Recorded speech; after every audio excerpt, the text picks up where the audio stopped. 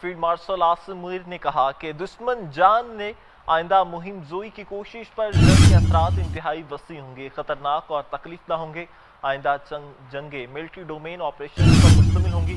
پاکستان کا دفاع کسی بھی بیرونی جارحیت کے خلاف مکمل طور پر ناقابل تسخیر ہے۔ ہندوستان کو جنگ کے نتیجے میں شدید جانی اور مالی نقصان اٹھانا پڑا، جس کی قیمت وہ آنے والے وقتوں تک چکاتا رہے گا۔ فتح میزائلوں اور پاک فضائیہ کے شاہینوں نے دشمن کے 26 سے زائد عسکری اہداف کو کامیابی سے نشانہ بنایا۔